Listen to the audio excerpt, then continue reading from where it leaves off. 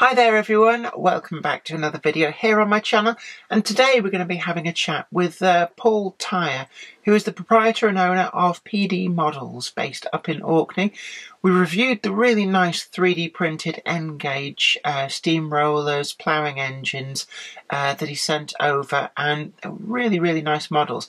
Now, I've known Paul for quite some time. He's a great guy, and I got round to asking him a few questions, so without further ado, let's take a look.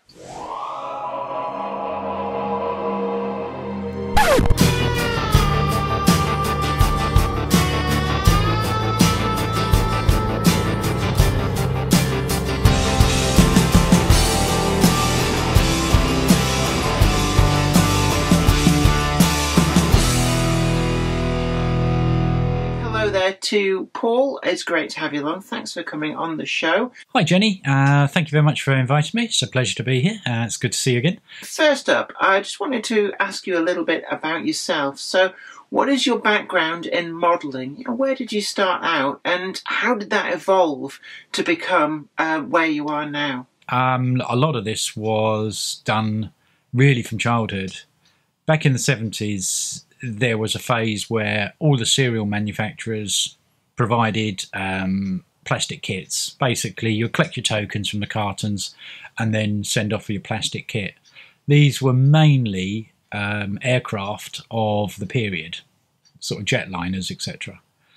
Then, as I progressed from that, I moved forward to more advanced aircraft, sort of the more airfix type kits. Then, as I left school to start work, I then moved further forward into cars, bikes, and even to the railways side of modelling. The main interest in railways came when I started to do some voluntary work on the Kent and East Sussex. Got involved, found out a lot more about the railways, then started building my own layouts. I think I've had probably about a dozen layouts over my life. And a few tabletop N-gauge layouts as well. And over the years, it's just developed really, and I've gone further and further forward till my wife and I moved to Orkney. Funny enough, we bought the house without actually looking in the loft. And it wasn't until one of our friends here in Orkney said, "Is the railway still in the loft?" And as you can imagine, I've sort of gone, "Oh, hello, let's get up in the loft and have a look." And we found the best part of a 30-foot N-gauge layout in the loft. Granted, it had been left for a number of years, so it needed a lot of restoration work. But that's where I've sort of been involved in restoring that at the moment. And that's part of the reason the business got started. So you've done some pretty amazing commissions, and it really does show just how exquisite your modelling skills are, that you've been asked to produce these models. So can you tell us a little bit about some of these special warship models that you've done over the years? Yeah, well, building the two ships I've done so far, both very prestigious. The first one was HMS Hampshire, and that was a 1 metre long model of a light cruiser. She was very important due to the fact she had Lord Kitchener on board, and they were heading with the other diplomats off to Russia on a diplomatic meeting to get help from Russia for the First World War. This was completely scratch built. I did the hull, I drew it up in CAD and then got it CNC routed to form the basic hull. There was about 60 hours work in that, and I think 9 hours cutting time to get the hull performed and prepped up, ready to go. The rest of it was basically more scratch building because the superstructure was quite rudimentary on her. It was a lot of blocks rather than complex pieces on masts and platforms, etc. It was quite easy in that respect to do it as a scratch build rather than a 3D print. The other thing is, because the drawings were for her sister ship and the drawings were over 100 years old, they were done on like a fabric material. And when the ministry were kind enough to actually scan them for us to allow us to have copies, the canvas had obviously warped and stretched over the years. So what you found was if you laid the two drawings together in Photoshop, one above the other, you would find they wouldn't fit. They would be one would be larger than the other. So you had to then decide which one you were going to use as your base drawing and then stretch the other drawings to fit that one. So, yeah, that was all used for 3D printing of the accessories, because First World War ships, there aren't as many of those available as fittings compared to Second World War or even wooden sailing ships. So a lot of scratch build. I designed some brass etch parts for it as well, which I had made specially. Like the doors, the watertight doors, and other fittings, because they were a finer detail than we're going to be working on with other models. So I needed much smaller. The hull, being it had no detailing on, we had to get all portholes for it. Now there was 100 portholes plus the eyebrows, so there was 50 each side. So that was 2 days' work just putting those on. The rest of it was quite simply taking 3D fittings and putting the fittings in place. So you had the funnels, the vents, the winches, the guns, etc. They were all 3D printed, but the rest of the structure was, as I say, scratch built. Took about 500 hours to do that one. And then following on, I got asked last year, 2018, could I consider making the Royal Oak for the 80th commemorations, which again was quite an honour. She's fiberglass hull, 1.5 meters long, and because the vessel was struck by a torpedo or a number of torpedoes from U-47, the German submarine that found its way through the block ships into Scapa Flow, the loss of life was very high. So there was over 1,000 crew, but 834, I think it was, actually died, of which was a very high percentage of boys, because being a First World War vessel, she didn't have the speed, so they didn't use her as frontline, but they used her more as training. And because of such a high number of losses, the Navy divers come here every year, change the ensign and tie a new ensign to her stern, and the one that they bring up they actually give to a committee member or member of the public who's done a lot to help the committee or look after a monument or something on those lines. So again, it's a very important model. So yeah, I'd say we had a fiberglass hull, which was great because that meant it saved a lot of time. The decks were ply, which I laser cut here to match the right formatting, and then stained and blended in so that you couldn't see the joints between the sheets. The rest of the structure was basically all 3D printed. So the masts where they've got all the platforms on, all the conning tower, the guns, and a lot of the other fittings were all 3D printed. Reason being is it meant I could make multiples of the same item when it came to the guns and fittings without having to try and scratch build, which you always get a degree of difference in them. But yeah, that was again 500 odd hours in that model. We used brass pins to make all the stanchions, and there was some, I think it was 100 and some odd pins to go around the rear deck, which had to be spaced at 17 mil apart, and they had 3 cords which were 4 mil apart. So laser cutting some MDF to make some jigs up, absolutely perfect for that. And yeah, little things like that make your life a bit easier. But I think that took me a Sunday afternoon just to drill out all the stanchion pins to get them right, right depth and right size, putting them in, gluing them in, painting them all individually. Then you could put all the cording over the top, which was another day's work. So all in all, yeah, very well enjoyable model, even if it did take best part of 6 months to do. But the good thing with that now is it's here. It'd be used for commemoration events every year, which is a fantastic thing. And the comments I had from the Navy divers was just really, really impressed with it. And it was really nice to be seen when you have a diver say to you, "Oh, I was swimming along there." He said, "Now I can see how big it actually was." It's also the case, myself and yourself were both involved with a very unusual project to build the world's biggest little railway. We laid that across the Great Glen in Scotland. And I'm just curious, how did you come to get involved with that? Because that's probably a little bit different from the kind of modelling that you're used to. Oh, what a fantastic 2 weeks that was. That was amazing. met some amazing people such as yourself and other people. I only got involved by sheer chance. I heard on a radio programme here in Scotland that's an out of doors type programme. It covers all sorts of events and features that go on outside and lifestyles in Scotland. And the production team were looking for volunteers to consider taking on this challenge. So my wife sort of nudged me and said, "Oh, you want to have a go for that?" And I thought, it's a bit outside my comfort zone. And I thought, no, let's go for it. So I did. And yeah, I got meet and greet down in London, got to know a load of people, and then got accepted to be taken on for this role. And yeah, amazing 2 weeks. It was, especially the last part, I mean, coming through to Inverness was just phenomenal.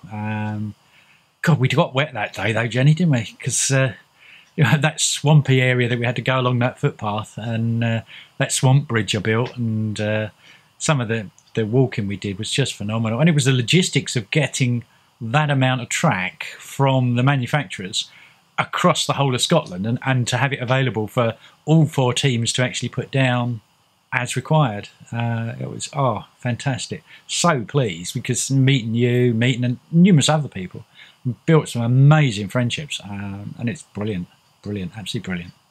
So when you come to create your models, and I've seen some of the work that you've done, things like the Old Man of Hoy, what actually inspires you to pick a particular subject and to create that in model form?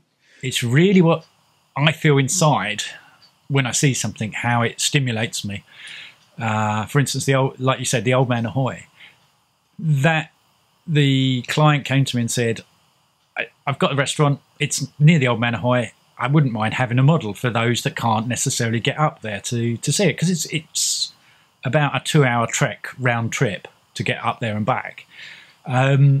So what we did was we got a drone, flew it all the way around and photographed it, turned it into a 3D model, which we were able to work from there and 3D print the sections up and make it accordingly.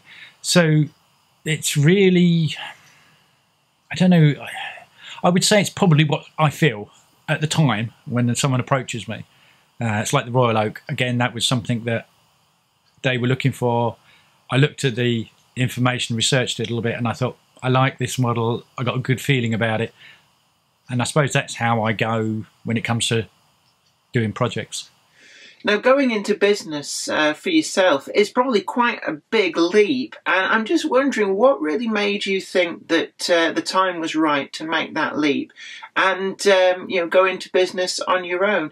You're living up there on Orkney, and I've seen the view from your studio, and I think a lot of us are probably really, really jealous about that kind of view that you wake up to every morning.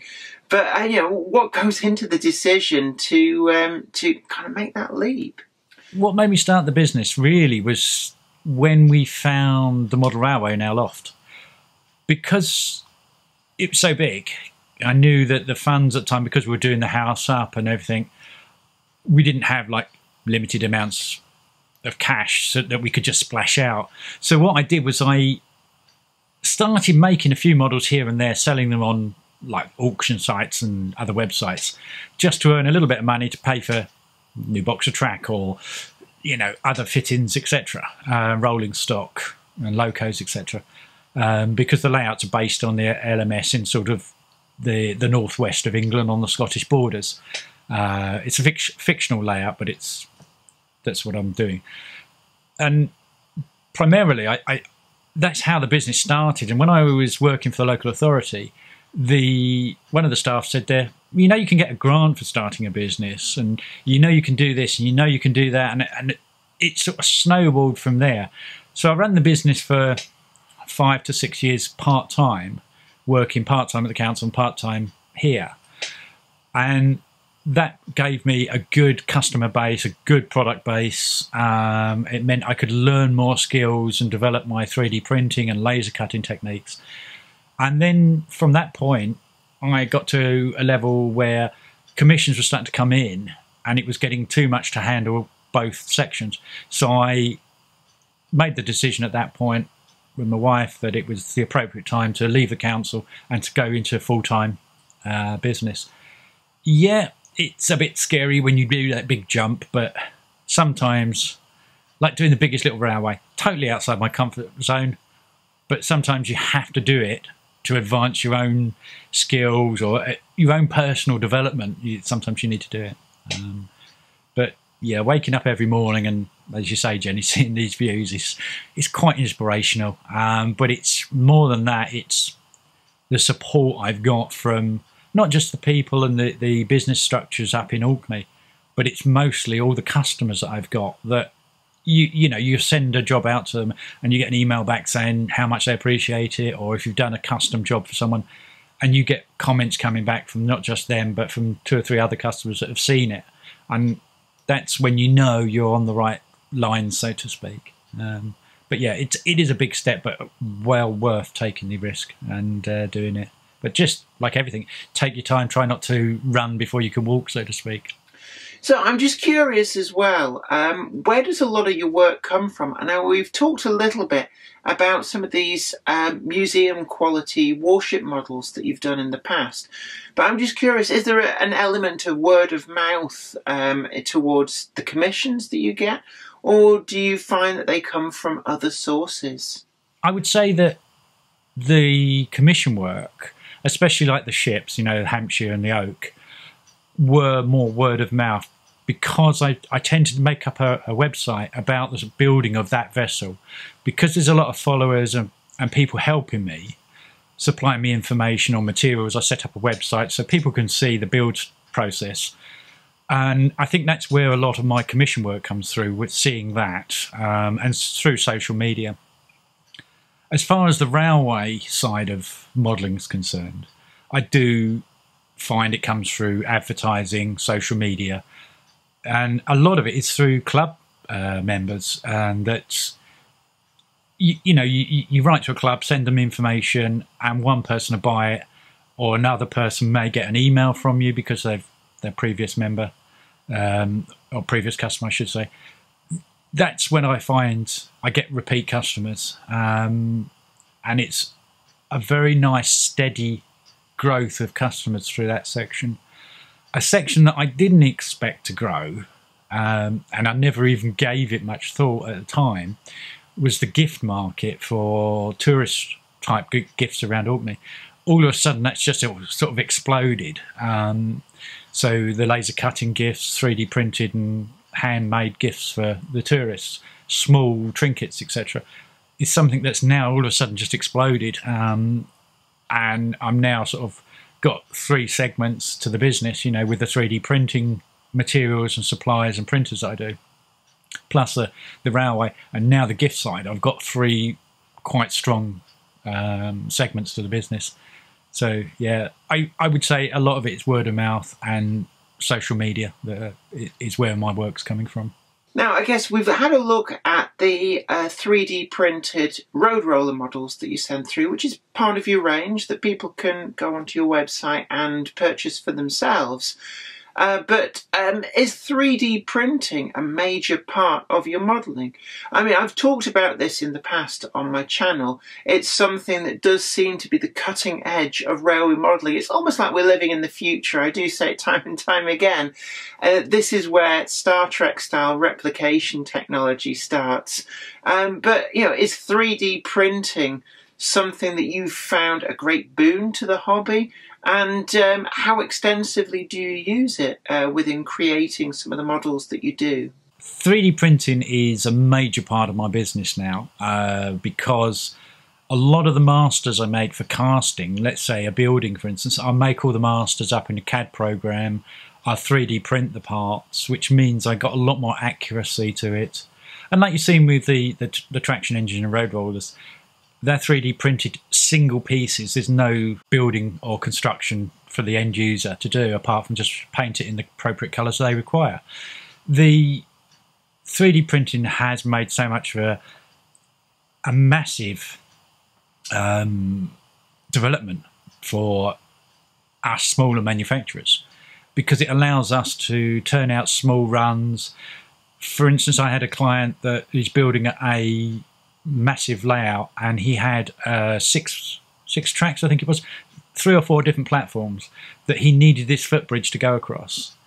but he couldn't find a footbridge to do what he wanted, let alone he didn't really have the skills to actually physically put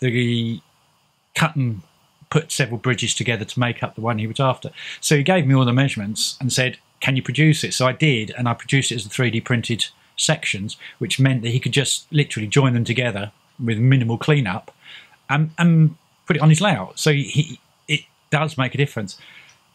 And what is more amazing is the fact that if you've got very detailed small items, you can get a lot more information on it than you could maybe doing it scratch build, especially when they're small items. There's two types of 3D printing. I use both, but for different reasons. Now, most people at home will have what they call an FDM, which is the extruded plastic. Now, that's great if you're doing sort of O gauge or bigger, because the layer is quite thick. Because you're extruding hot plastic out, you can't get the fine detail when it comes to the smaller scales.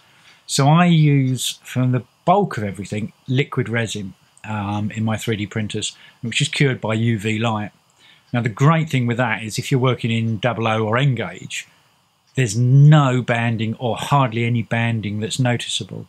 And what may be there on a curve, for instance, because the way it works, it allows, occasionally shows the curves with the little steps on. So what you can do is very minimal polish and you remove any of the banding. And that's why I've got several machines set up for liquid resin. Because also I'm turning out quite a lot of product, I need a number of machines to run. And now I've been using one particular brand of resin for the best part of 6 years now. I know that product inside out. I know how I can set a part up. So yeah, it is a major part of my business, and it's a growing sector. It's not just for railways, but modelling in general. I mean, if you take a note of that, which is the Ghost Rider bike, that's all 3D printed using the resin and then polished after it's all been filled and done, polished up, gloss blacked, and then chromed to give it a nice, deep, shiny finish, and lacquered. I think there's about 6 coats of lacquer on it just to give it a nice seal and hold it its shape and texture.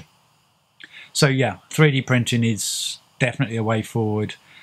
They are now making things like metal 3D printers that will print liquid metal parts or powdered metal. I'm not quite sure how they work yet. I haven't researched it enough. But you can actually physically make metal parts. There is, I think there was a chap that's done a jet suit, and he basically's got jets engines on his, or rocket engines on his arms and on his back, and those parts were metal printed. Did take several days to print parts, but again, you can find and make something that physically you would have had to take days machining, that you may not be able to replicate several parts identically. This way you can do it, and it's a lot easier. Yeah, it's definitely a way ahead. And same with the scanning technology now, that's developing quite fast. So you can actually scan an object. Like a client of mine, he does sculpts figures. He actually makes a master, but sometimes he wants to bring that master out in 3 or 4 different scales. So what we're now looking into is scanning that model in and then increasing and decreasing it to suit the other scales that he requires. So again, that's where you have 3D scanning, and then you get your replication, your Star Trek replication, as you say, Jenny, from there. But yeah, it's definitely moving forward very quickly, and they're becoming quite more cost effective to use. So the big question, what lies in the future for Peedie models? Do you have new ranges coming through? And also, obviously, there's commissions that go in there too. How are you finding the balance between commissioned models that people are asking you to make and also being able to keep up with production on the main range and to expand that? Yeah, it's quite an interesting time because I'm trying to develop a lot of new products that will help the modeler be able to develop their layout at more affordable prices. So we're going to bring out a lot more laser cut products. We're going to bring out a lot more 3D printed products. But because obviously being a distributor for the resins and printers, etc., it means I can keep the running costs down to minimum, and that helps the end user be able to buy more for their layout without massive expense, because the products are continually going up all the time. And it is difficult to split my time between commissions and product development at the moment because I've got so much going on. That's not to say there's going to be a challenge, because we're already, over the next 4 years, I'm already planning the next 4 years business. So where we're going from here is we're looking at the potential of new premises and staff to take on to do different segments of the business. And it's an exciting time. There's, say, a lot more laser cut products coming on. There's a lot more 3D printed products, especially road transport. And because I personally model in N-Gauge a lot, I'm also working with a lot of N-Gauge modelers to find out what they're looking for, where there are gaps in the market that they may want filled, that we can do it a cost-effective way but in minimal runs, so that the outlay for it is quite cost-effective for all parties. So it's been great to have you on the show, and thanks very much for taking the time out to answer a few of our questions here about Peedie models and your modelling career. It's a fabulous portfolio, but I'm going to let you get back to that amazing landscape that you've got up there on Orkney, and I'm a little bit jealous actually, because that is probably pretty much my dream job. But great to talk to you, Paul. Anyway, you take care. And if anybody who's watching this is really curious, go and check out Paul's website. We've got the link down below for PD models, and have a look through the amazing range that's there. And also don't forget that you can also commission your more bespoke models from Paul too. And that's something actually that I'm very tempted actually, Paul, to get you to produce the control tower for Weir Yard. It's the big glaring omission to this model. So maybe you and I are going to talk afterwards, and I need to commission something very special from you. But until next time, Paul, thanks very much for taking the time out to talk with us, and you take good care. Bye for now. That's brilliant. Thank you for inviting me, Jenny. It's been a pleasure, and it's always good to chat over things with you and reminisce over the biggest little railway and some of the things we got up to along the way. And but I say thank you very much again, and it's really appreciated, and we look forward to seeing you very soon. Well, I hope you enjoyed that, and it was really great of Paul to take some time to answer a few questions. It's always good to get to know some of the people behind these small but really innovative companies.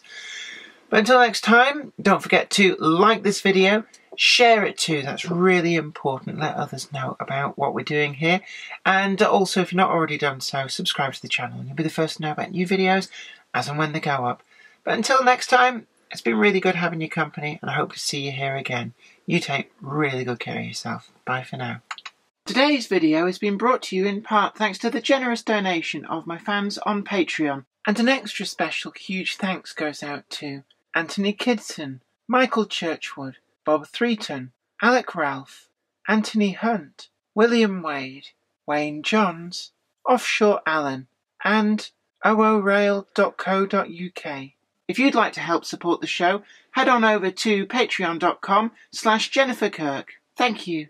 Today's video has been brought to you by my books, Bringing Home the Stars, Twinkle Little Star, and also you can get the complete comic collections of All Over the House, Books 1, Books 2, and also the wacky zany Life of Knob T Mouse. Thanks, and catch you later.